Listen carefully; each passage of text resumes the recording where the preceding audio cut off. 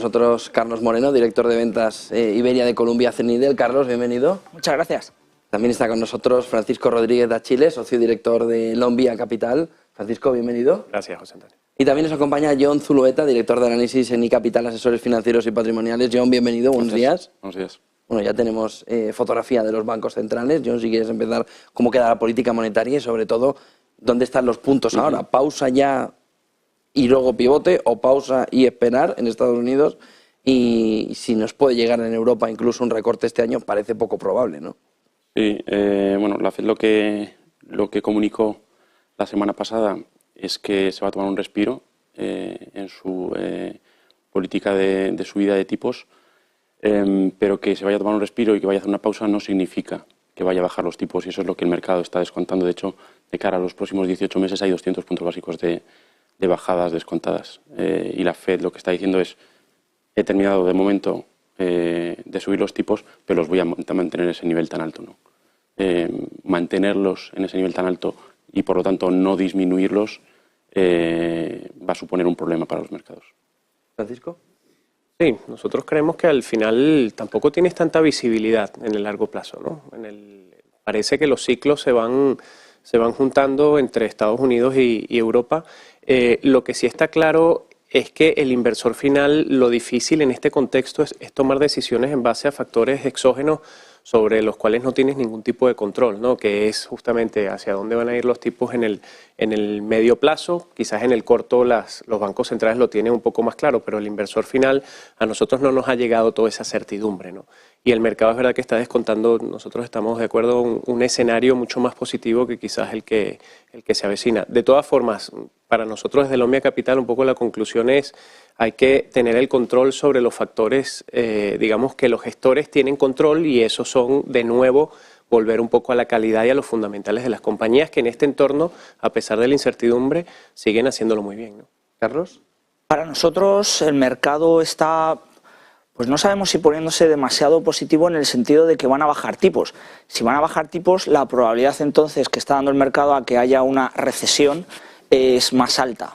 Entonces ahí yo es donde creo que puede descabalgar un poco el tema. Si estuviera por más tiempo en este nivel, efectivamente los mercados no lo asumirían bien. Pero ahora mismo las probabilidades de recesión en Estados Unidos están cerca del 70% a final de año. Entonces la FED lo que ha dicho es que va a parar. Los mercados lo que están diciendo es que no es que va a parar, sino es que va a empezar a pivotar y va a bajar. Y ahí es donde está realmente el dilema ahora mismo. Pero es que en la pausa ya han acertado los mercados antes que la FED, ¿no? Lo que empieza a ponerse también en entredicho que el pivote no pueda ser antes, ¿no? Yo creo que todo está ahora mismo, o al menos la FED da la sensación que lo que está pasando en el mercado es que está mucho más cauto por el tema de los bancos regionales. O sea, hay mucho miedo en el mercado, yo creo, por los bancos regionales, porque es verdad que parece ser que se está reduciendo muchísimo la liquidez, se está drenando muchísimo liquidez, entonces le está haciendo el juego, esta crisis financiera de los bancos regionales le está haciendo el juego a la FED, y es por eso por lo que la FED ha podido relativamente parar rápido, por el tema también de lo que le está afectando por los bancos regionales. Francisco. Sí, vemos datos como mercado de empleo, vemos datos como inflación, o sea, la inflación todos estamos un poco de acuerdo, y por sacar un poco más otro concepto importante a la discusión, ¿no? Nosotros vemos como la inflación todavía efectivamente estamos en consenso que pareciera que esos niveles de inflación han tocado pico, pero la verdad es que tampoco tenemos el 100% de certidumbre sobre eso, ¿no? Entonces, los bancos centrales yo creo que tienen que tener la flexibilidad justamente para actuar en función de no solamente un indicador que está moviendo el mercado con mucha volatilidad, porque si vemos la volatilidad del mercado desde inicios de año, digamos que sigue siendo muy elevada, ¿no? En el corto plazo. Entonces, yo creo que ellos tienen que tener mucha flexibilidad para pivotar según el comportamiento de muchos indicadores macroeconómicos, con lo cual ellos fijan la política monetaria, inflación, evidentemente, digamos, empleo, evidentemente todo el tema geopolítico que nos rodea, ¿no? Yo creo que ahí va a estar la clave. ¿Incluyendo crisis bancaria, John? Un dato adicional que iba a comentar sobre el tema de los bancos centrales, si me lo permites, sí, claro. Es que más allá de hablar de la FED y del BCE, se habla menos medida de lo que hacen el Banco Central de Japón, el Banco Central de China. Ambos dos han estado inyectando liquidez a los mercados, y es una de las razones por las que el mercado acumula una rentabilidad positiva en el año. si va a haber una crisis bancaria en Estados Unidos que afecte sobre todo a los bancos más pequeños, a los bancos más regionales, está todavía por ver, y yo creo que va a depender muy mucho de las soluciones que ponga encima de la mesa el gobierno americano. ¿Cómo veis la crisis bancaria? ¿Cómo puede afectar también el movimiento de la última subida de tipos de la FED? Bueno, eso es lo que yo creo que es la pieza clave ahora mismo. O sea, la FED ha parado, como decía antes, por el tema de la crisis bancaria, y está por ver cómo va a actuar para... Lo normal sería, siendo la FED, si fuera otro banco central me lo creería un poco menos, pero siendo la FED, es que lo hiciera y lo hiciera rápido para poner punto y final a esta crisis. Pero es verdad que parece que el mercado va buscando bancos débiles, y después de uno, no, o sea, es como una especie de monstruo voraz que no deja de comerse uno, y después de uno va al siguiente, y después del siguiente va al siguiente. Entonces, o hace algún tipo de corte para diferenciar entre una cosa y otra, o se le puede ir de las manos. Y yo creo que no es 2008, ni muchísimo menos, pero no quiere acabar en 2008. Entonces es la clave para que tenga que poner, se ha hecho con el First National Bank, etc. Entonces, nosotros creemos que sí que es verdad que actuará, y actuará contundentemente en algún momento para diferenciar entre unos bancos y otros. Pero dicho lo cual, a los bancos grandes no les está viniendo nada mal este tema. Es difícil, ¿no? Porque es verdad que hay muchos bancos, incluso en ese medio estatus de tamaño en Estados Unidos, que son muy sólidos. Pero claro, el tema que tiene la banca allí, el problema, digamos, el gran riesgo es que con las malas noticias la salida de depósitos está siendo brutal, la rapidez de la salida de depósitos, y eso debilita muchísimo los balances de esas entidades. Entonces, tú puedes ir a por una entidad, como dice Carlos, que pueda estar de alguna manera muy sólida desde un punto de balance, pero claro, es que el problema que tienes el banco es que tienes un negocio cíclico que depende mucho también de tu pasivo, ¿no? Y si tu pasivo sale de forma muy agresiva, ahí te debilita completamente. ¿Cómo es el escenario que estáis trabajando? ¿Desaceleración, recesión, y sobre todo con qué sectores preparáis las carteras para el escenario que estáis eligiendo, John? Sí, yo creo que la evolución de la economía pintaba ya mal, y con lo que está sucediendo con el sistema bancario americano, pues todavía creo que la situación se ha tornado en más negativa, ¿no? Yo creo que las probabilidades de ver una recesión han aumentado. ¿Y por qué? Pues porque las condiciones en las que se presta el dinero y el ritmo de prestar ese dinero pues se van a ver endurecidas, ¿no? Y esto va a tener un impacto negativo en la economía y por ende también en los mercados, ¿no? No, nosotros desde un punto de vista fundamental, de nuevo, José Antonio, que es donde creo que podemos aportar información relevante, nosotros estamos viendo cómo el año 2022 dejó una contracción de múltiplos muy, muy importante con respecto también a lo que sucedió en el 21, ¿no? Que fue una curva completamente distinta, ¿no?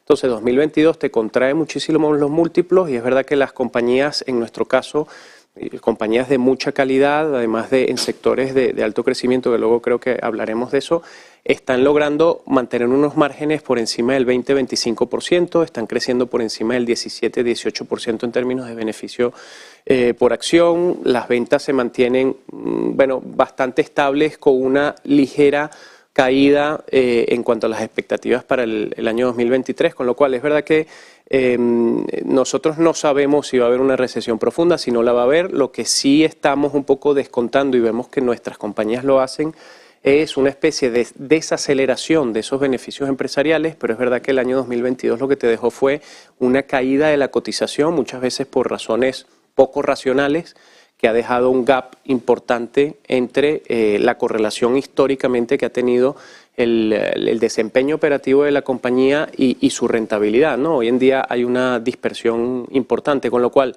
recesión o no, nosotros no lo sabemos. Lo que sí sabemos es que las compañías están respondiendo de una forma muy sólida a una demanda que es real y que sigue siendo fuerte, ¿no? Carlos. Sí que las probabilidades son mucho más altas de que haya recesión. Sí que se está empezando a poner en ciertos foros de asset allocation que podemos llegar a tener a final de año una recesión, porque al final hemos estado viendo mucho del consumo americano, etcétera, pero ese consumo, si se empieza a drenar la economía, etcétera, tiene que empezar a verse cómo las empresas reducen el CAPEX, la inversión que ellas hacen, y eso puede empezar también a verse reflejado en el empleo, y entonces ese empleo al final se reflejará en el consumo. Entonces, todo eso, que es lo que ha buscado más o menos la FED con esa subida de tipos, esa recesión que sea leve, pero que esa recesión para controlar la inflación sí que puede llegar. Si eso pasa, donde creemos que se puede estar mejor es en las compañías que sean más de crecimiento, porque los tipos de interés la FED volverá a bajarlos, entonces volverá a haber otra vez interés por ese crecimiento que el año pasado fue tan absolutamente devastado. Y por otro lado, las empresas de calidad, igual que lo que ya se ha comentado. Al final, si eres una empresa como Louis Vuitton y en una recesión como esta o en una pequeña contracción puedes seguir subiendo tus precios y tus márgenes se mantienen en el 15 o 20%, pues es algo que puede ser bueno. Por lo tanto, nosotros sí que estamos planteando eso, y luego, para darle otra vuelta de tuerca a tu pregunta, estamos viendo algo más de positivismo en la parte europea que la parte americana de nuestras carteras. Veíamos a BlackRock decirnos que el 60-40 podía empezar a tener poco sentido, ¿no?, en este escenario de alta inflación y tipos altos. ¿Vuestra fórmula para asignar activos cómo es? ¿Se sigue manteniendo el 60-40? Yo creo que el 60-40 yo creo que hace tiempo que había quedado desfasado, y bueno, parece mentira que una gestora como BlackRock se haya dado cuenta de ello en 2023. En el caso de iCapital lo que hacemos es diversificar nuestras carteras y el patrimonio de nuestros clientes, no por clases de activos, sino en base a factores de riesgo, que es crecimiento, duración, crédito e inflación. De esta manera consigues una cartera mucho más robusta. ¿Cómo lo veis, Francisco? Bueno, nosotros es que somos especialistas en lo que sabemos hacer bien, que son pequeñas y medianas capitalizaciones europeas. De todas formas, un poco en la línea con tu pregunta, José Antonio, yo creo que hoy en día tenemos un escenario en donde muchos activos vuelven a competir. La renta variable, la renta fija ya está compitiendo con renta variable, incluso gestión pasiva con gestión activa. O sea, hay ya una normalización. La normalización de tipos de interés lo que ha traído es que muchos activos que antes no eran competitivos hoy empiecen a hacerlo de nuevo, ¿no? Entonces tienes en el mercado la vuelta de esos activos que favorece al inversor, porque al final logras tener carteras más diversificadas, y es importante. Yo creo que ahí Ion tiene toda la razón en el sentido, tú tienes que tener carteras equilibradas y diversificadas, ¿no?, por tipo de activo, por horizonte temporal, y eso es importante. Pero nosotros donde asignamos activos es, digamos, en esas compañías que van a ser capaces de ejecutar su estrategia empresarial sin depender de factores exógenos, sin depender si la inflación se encuentra ahora en el 4 y después en el 6, o si los tipos de interés se van al 5,5 o regresan al 3,5, ¿no? En ese sentido, para nosotros eso es lo que significa calidad y resiliencia, ¿no? Una compañía, oye, que pueda navegar entornos de mercado complejos, porque no dejamos de estar en un entorno complejo, pero sin comprometer márgenes y sin comprometer el crecimiento operativo de la compañía. Carlos. Bueno, el 60-40 creo que es algo general, de lo más general. Entonces yo creo que al final todas las compañías, todos los asesores, todo el mundo en el mercado lo adapta a cada uno de los clientes. O sea, no porque una persona de 70 años no tiene la misma cartera 60-40 que una persona de 25 tiene una 60-40. Lo que pasa es que como tienes que hablar en términos muy generales, de lo general, pues al final terminas haciendo simplificaciones de esas.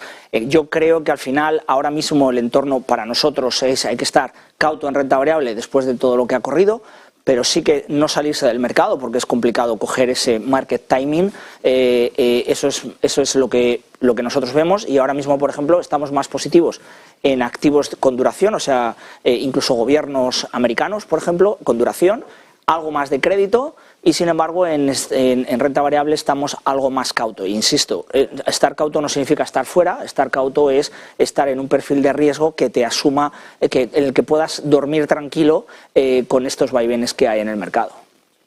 China, ¿qué estáis haciendo alrededor de China, Francisco? Bueno, nosotros... China y Asia. Sí, efectivamente, porque ahí también tienes el caso de Corea del Sur, de Taiwán, de Singapur.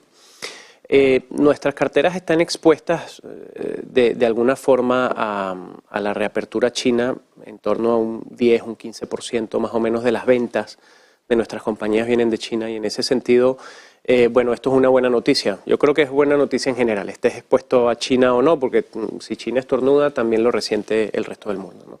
Entonces, lo que nosotros vemos es que, bueno, nosotros vemos, es un tema más personal también porque nosotros no hacemos análisis macroeconómicos para tomar decisiones, pero en este sentido, China lo que pasa es que tiene un plan claro. Otra cosa es que podamos diferir en términos políticos y en términos, pero económicamente tiene un plan claro. Entonces, en ese sentido, si logra cumplirlo, si esa reapertura es una reapertura capaz de seguir elevando el consumo, seguir atrayendo toda la inversión extranjera que de alguna manera el COVID deslocalizó o está deslocalizando todavía, si ellos son capaces de seguir siendo competitivos en este sentido, para mí y para nosotros es una muy buena noticia para que todo el mundo siga beneficiándose un poco de ese crecimiento global y China ahí juega un rol importante, ¿no? Carlos. Bueno, ellos han controlado muy bien de una forma o de otra la inflación.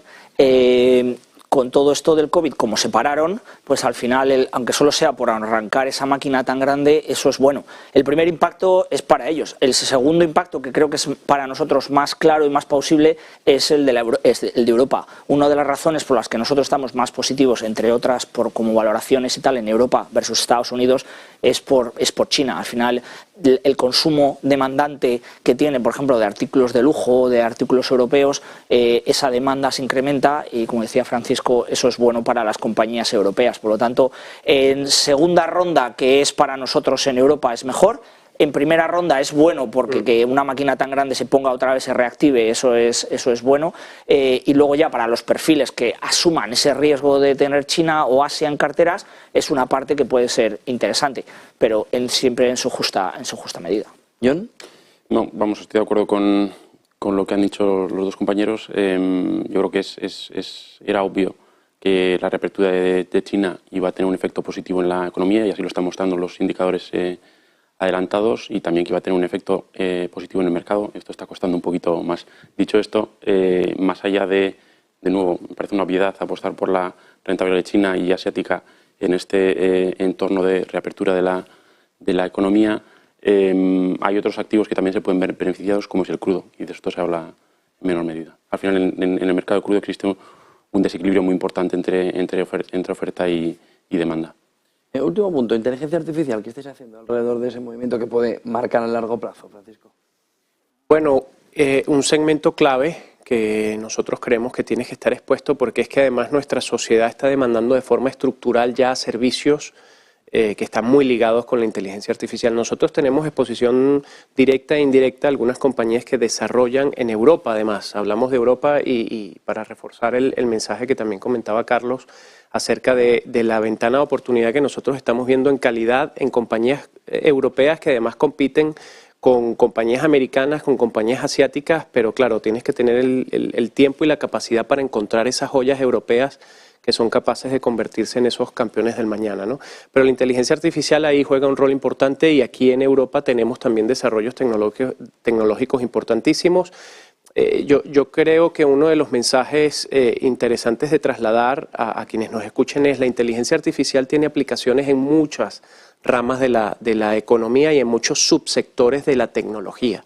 O sea, tú tienes una compañía que pueda estar operando en ciberseguridad, o puede estar operando en desarrollo de software, o puede estar operando en innovación digital, o incluso en automatización de la industria y de la logística, donde Europa juega un rol importantísimo desde hace muchos años, y allí tienes inteligencia artificial, ahí tienes tecnología. Inteligencia artificial no es solamente lo que estamos viendo hoy en día de hablarle a una máquina y que te haga un informe de algún tema, ¿no? O sea, eso es mucho más amplio y en Europa tenemos un know-how muy potente en donde hay oportunidades muy interesantes. Carlos. Bueno, siempre que sale alguna temática de estas, todo el mundo quiere invertir justo en la compañía exacta que es bueno, eso, por ejemplo, lo ha hecho Microsoft como lo ha hecho, pero es muy complicado porque al final son empresas más pequeñas a las que el público en general es difícil que lleguemos. Para nosotros, y es algo que siempre que vengo aquí lo comento, para nosotros sigue siendo clave los semiconductores. Al final, las empresas de semiconductores, lo bueno que tienen es que da igual que sea la empresa A, la B o la C la inteligencia artificial de cada una de ellas, lo importante es que al final todas ellas, o la que gane de ellas, va a necesitar de esos semiconductores.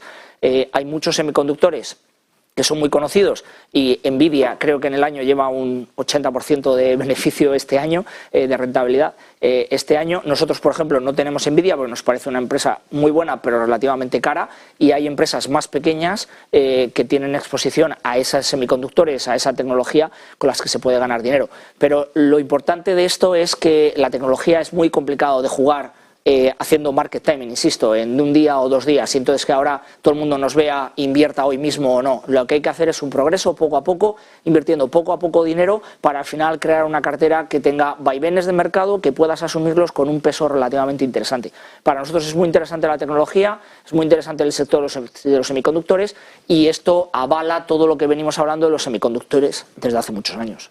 ¿John? Y nosotros coincidimos en lo atractivo de esta temática, pero no vemos a los mercados públicos como el mercado idóneo a través del que invertir en inteligencia artificial. Entonces, nosotros pensamos que una aproximación más atractiva es hacerlo a través de mercados privados, y en este caso a través del venture capital, y sobre todo a través de gestores generalistas, porque hay muy poco gestor centrado únicamente en inteligencia artificial, y lo que muestran las estadísticas es que los gestores especialistas, digamos que la concentración de riesgo que asumen apenas compensa la rentabilidad adicional que obtienen.